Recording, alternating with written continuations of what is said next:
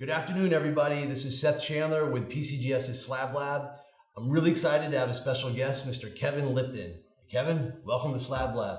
Great to have you on. Great to have you on.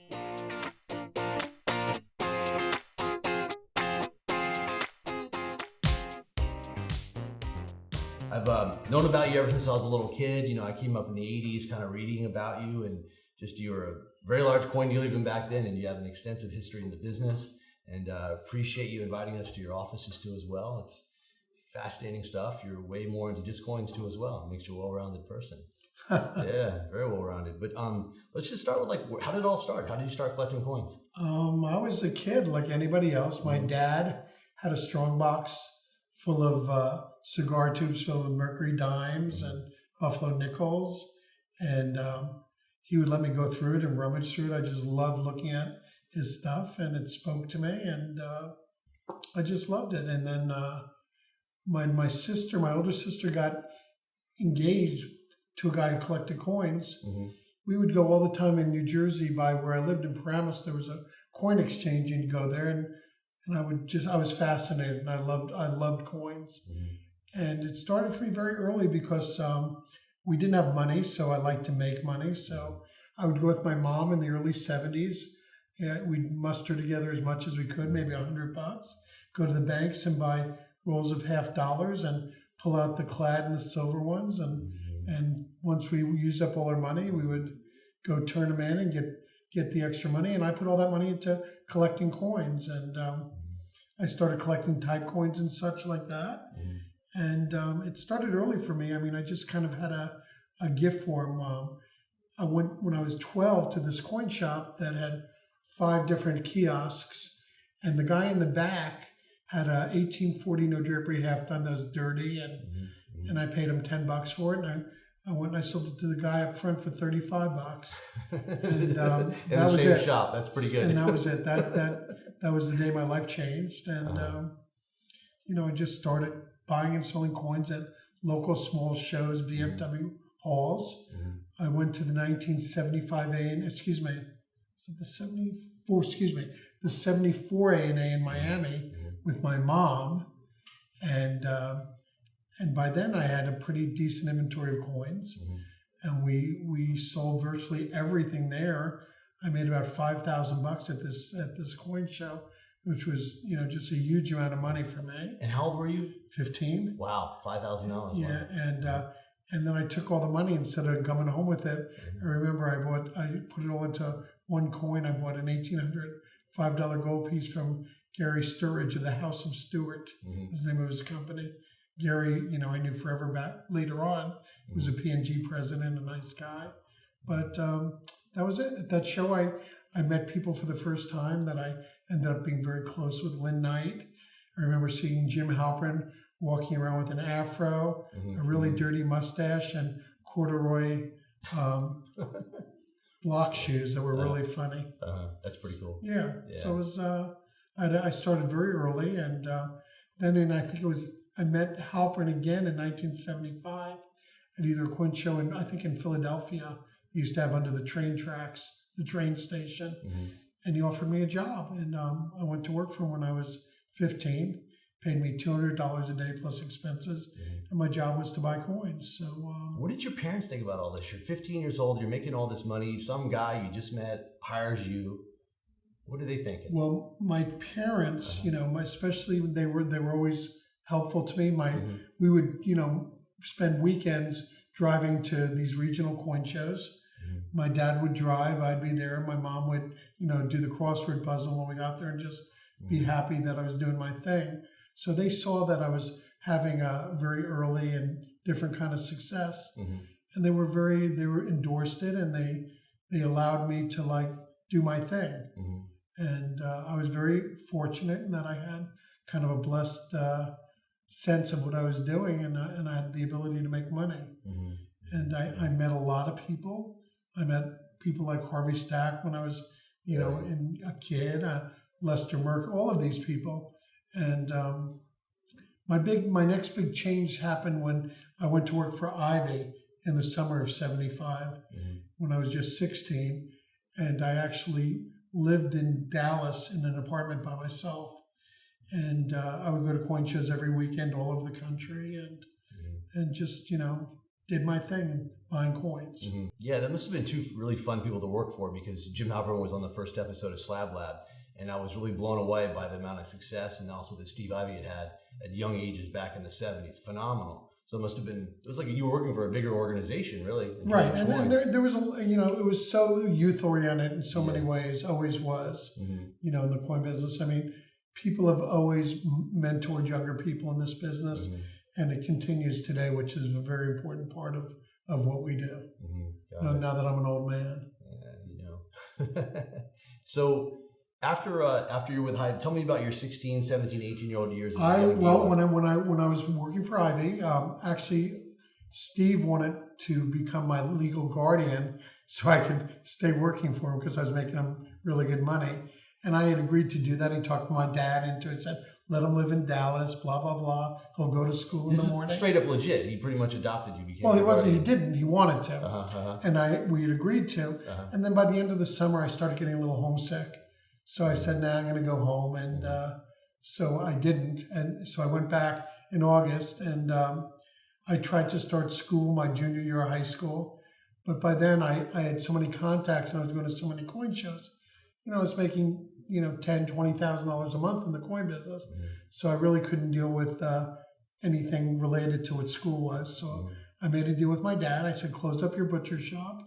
You can come do my books and manage my business, and we'll go into the business. And so in 1976, I opened up my first office in Paramus, New Jersey, and went from there. So you hired your dad at 16 years old. That's really cool.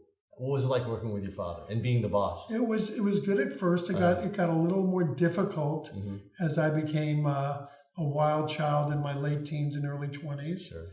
And we had a little bit of a falling out when I was 20, but it was all part of growing up and learning, and what it is. I mean, my dad and I became very close later, but we had a little falling out in the business when he didn't like my behavior. Yeah. My behavior wasn't that good, to say the least. Being dad, he's being a dad. Yeah, that's all it was. I hear you.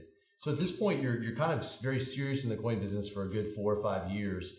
Are you starting to envision of what you're trying to build and what you're trying to do? Well, what happened was we had that coin market of 1979 and 80, where silver became $50 an ounce, bunker hunt. And everybody in the coin business made a lot of money. I mean, local coin shops were making hundreds of thousands of dollars if they, as long as they weren't complete idiots, just buying off the public. Yeah. Because the market was so good. The coin market went crazy fuego. And, Can you give us some examples so our viewers can kind of understand how crazy that 79 market was? In 1980, I was a kid in 1980, and 1 month I made like $500,000, and I went and bought this fabulous condo for all cash, and I bought a lot of big deals. I bought a fabulous deal from Dean Oaks in the Midwest of an estate, and there was a guy named Dr. Bill Crawford, who you may know, who at the time had built a set of saints I had done with him, and I bought all of his saints. Back then, that was actually interesting.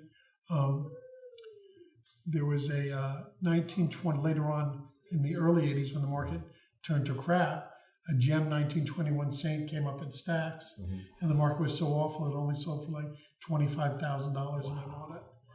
But things, turned up and down, But the 1980 market was crazy. Sure. And I think it peaked really at the, which sale was it? Garrett? Yes, I think it was one of the early Garretts. Got it, okay. And all of the matte-proof gold was in there. It sold for a fortune. Yeah, but prices went crazy, and then we had the big adjustment after silver crashed. And so just to give an example with that 1921 saint, at the bottom of the market in 82, it was worth $25,000. Right. What was it worth, let's say, in the mid-70s? Then what would it have sold for in the peak? Well, it was a kind of coin that wasn't recognized for how good it was back then. People didn't realize how nice it was. And it's a coin that today is 7 figures for sure. Yeah. And it's it's sold at auction a couple of times. It's there. There were 2 of them actually. Right. One was a little better than the other, and they were the 2 very best ones that have ever showed up. Sure. Wow, that's pretty cool. Yeah, they were good coins. Yeah, that's fun. So the 1979-80 period was really unique in coins, and it's really kind of the foundation for you and a lot of other dealers who are very active in the business today that are industry leaders. You know, the class of 1959, right? Like a lot of y'all were born back then. Correct. So is that still, like, is that the things you learned in that market, is it still kind of how you run your business today, considering that everything kind of fell out? It's not how I run it. It's just, it was like anything else. It's a great learning lesson in life of not what all goes up stays going up. You know, that there's market turns and you learn. A lot of people that got rich in 1979 and 1980 blew it all. And a lot of people that became successful in that time period use that as a foundation to move forward, you know. Right. You know, it was a time where if you had overhead, it was very difficult not to have problems. Yeah, very challenging, very challenging. But for me, it was always easy because as a kid, I never had any overhead, and you know, and it was simple. You know. Yeah, so you never at that time you really didn't have a lot of employees. No, I just me and my dad, and I was also very nimble in that. I always kept buying and selling. Sure. I didn't care if I lost money on a coin. I would sell it, then buy the next one for less, and move on. And I was always profitable even through the early 80s. Right. When people were losing big time. It's a good lesson, especially for our younger viewers to understand, because that was such a volatile period in the coin market. And a lot of people who are maybe younger or newer to the hobby today have really kind of seen nothing but a bull market for the last 4 or 5 years. Obviously a great bull market this last year, but it's kind of slowly gone up, it seems like, for the past 8-9 years.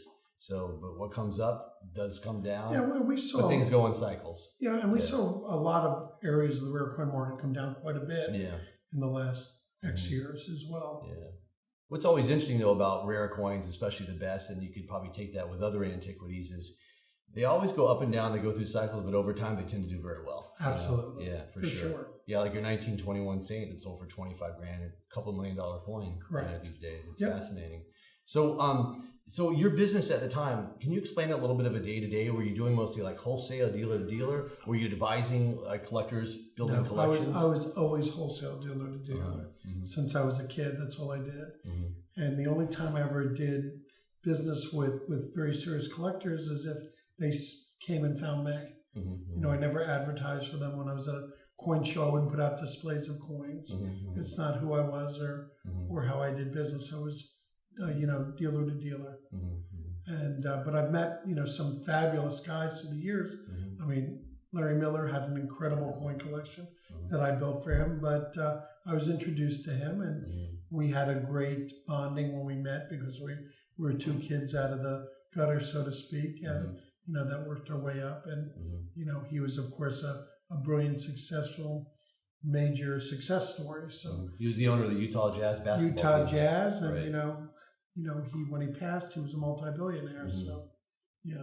So how did that must be very exciting from a person who advises people on which coins to buy. You have a sit down with somebody who's a billionaire, and he goes, I want to build the collection. What was that dialogue like how it started? He's just like, buy me the best, or I want to focus on this. Well, in the case of Larry, when I met him, I was introduced to him by Dwight Manley, who at the time was managing Karl Malone. And Larry was collecting coins, and he said, you should meet my friend Kevin. And we met, and you know, we just hit it off very well. And at the time, he was, you know, kind of pigeonholed a little bit, only collecting dollars and 20th century, and I got him to collect earlier coins and got him, you know, moving in on, you know, great rarities as well. He ended up buying an 1804 dollar, that's pretty cool. 94's dime. Yeah. You know, the one coin that he didn't buy, should have bought, was the 13 nickel. We had offered it to him.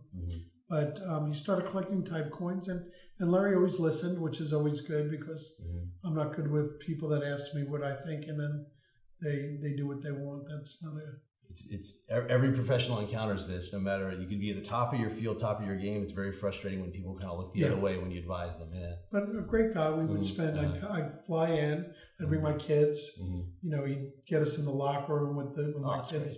You know, my boys loved it and got to meet, you know, Stockton, and the kids went to Karl Malone's home many times. And Larry and I would sit there for hours talking about coins and life. He was just a fabulous man, and his wife was the best as well. Very simple. She'd bring us down sandwiches, you know. Yeah, that's great. Yeah, that's the byproduct, and I think a lot of our viewers are starting to understand this. It's more than just the coins; it's the people that you meet. Well, quite honestly, it's that way with everything in life. Yeah. If it was all about anything other than that, then what's the point? Yeah. Race to see who can collect the most of what. Yeah. When I go to a coin show, it's really not so much like business or buying and selling a lot. I just like to catch up with all my friends and talk to collectors and see what's going on and see what their interests are. And then after a while, it's, you know them, you know their kids, you spend time. Absolutely. It's really enjoyable. And so it feels good to work with them on coins because you do everything in your power to like deliver great service to them. Life in every regard is about relationships, period. Yeah, it really is. Yep. So we got past this market crash of 82. It's the early 80s now. Where Actually, are you? The crash started in 80. 80 days. It's prolonged. It was 2 years. It was at the big day was Central States, 1980. Right. In I think Omaha, Nebraska. Describe that scene. It was crazy. I mean, we showed up, everyone was all giddy, and then it just like the bottom fell out immediately. How does that happen? Everyone shows up, it's a bull market, everyone's excited, and then all of a sudden coins are worth... The big note for me was we were buying all of these huge quantities of original BU rolls from Dean Oaks. Lynn Knight and I were doing it together. Lynn Knight's a very well-known currency dealer from the Midwest. And he went and picked up $1 million worth of rolls. And he comes to the show and where are the rolls? He goes, they're in this briefcase. Yeah. I go, what? And he opened it up, and this is when Walker rolls were 10,000. It was like, I said, this is crazy. We got to get rid of it because the prices got so outrageous. And, it was tough. It was a crazy. I actually bought a really cool deal at that show from Jim Halperin. I bought almost a complete set of threes, which had a proof 1855 in it and a bunch of other really cool coins. And luckily I sold it, because by the end of the show it was worth a third less. So that was the coin show where like the new Wonder Boys like Mark Kranz were done. Their life was over at that moment. Wow. Yeah. So now you're in the mid 80s, and are you reevaluating your business? Or are you doing the same thing as before? I'm still kind of doing the same thing. I'm in New Jersey. I met the woman that I married, Dale, and I had calmed down, as they say. We had a baby. I had Kevin and my oldest son in '84, and we had made a deal when she moved to New Jersey. A Texas girl. She says, I don't like it here. I said, if you don't like it, we'll move, because I can be anywhere. And the one thing I gave up by moving really was stacks, because I had such an intimate relationship with them all the time. In the earlier days, in 79, 80, I had this incredible relationship with Manfred Tordell and Brooks, Paul Nugget. And then Paul left to go do his own thing. But Stacks was a great resource in many ways. They would buy, they would sell me things, and it was just a great relationship. And that was really the only thing, knowing that you needed to be there to manage them. But she hated living in New Jersey, so we looked at moving to Florida. We looked at Dallas, and we decided to move to LA because I always loved it here, and we did the Beverly Hillbillies thing. We loaded up the truck and just literally came out here. And that was in, I think, late '84. Did you love it right away? Well, I always loved it. We always loved it here. The weather here is incredible. It's really funny. I was 25 and I had saved up $1 million to buy a house. Then I came here to look at houses for $1 million, and that didn't really work very well. So what I did was I ended up buying the best piece of property I could find. So I got lucky, and I bought a beautiful flat acre of property in Beverly Hills for $1 million, which is where I built my house that I live in today. Oh, that's cool. And when we did it, I said, listen, we'll see what happens. If business is good, we'll build a house. And if not, we'll have a great piece of property and we'll figure it out. You put up a tent, something already on tent. It was. So